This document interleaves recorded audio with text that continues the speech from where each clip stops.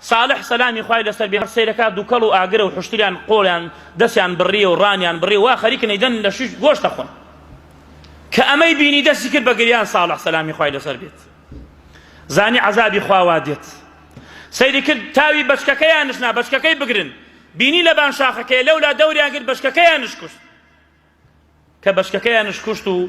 صالح سلامی خوای لەسەر بێت بە گریانەوە هات بۆ لای قەومەکەی پێیانی فەرموو بۆیە هەمویان لە ناو چوون فعقروها فكذبوه فعقروها هەمویان صالحیان خسە درۆوە و بە هەمویان و اتفاقیان کرد بۆی حشتەکە سەر بڕن فقال تمتعوا في داركم 3 أيام صالح سلامی خوای لەسەر پێیانی فەرموو 3 ڕۆژتان ماوە بۆ خۆتان ئیدارە بکەن لە ناو خانۆکانتانە ذلك وعد غير مكذوب أما وعدك للاي خواوة لدواي 3 ڕۆژەکە عذاب دێت ئەفەرمێت لە ڕۆژی چوارشەمەدا حوشترەکەیان کوشت ڕۆژی پێنجشەمە یەکەم ڕۆژی عذاب بوو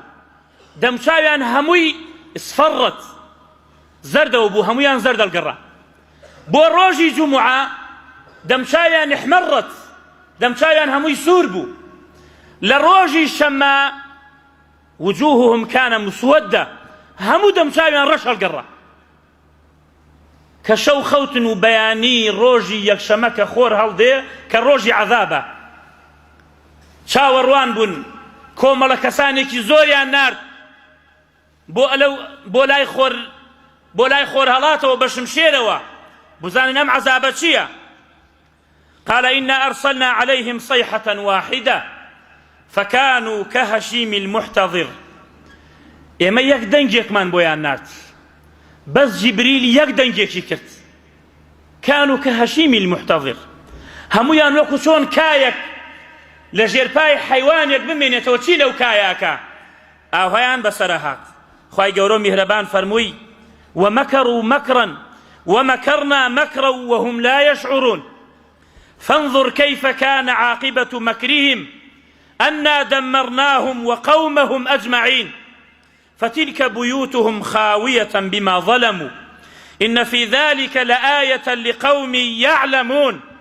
وأنجينا الذين آمنوا وكانوا يتقون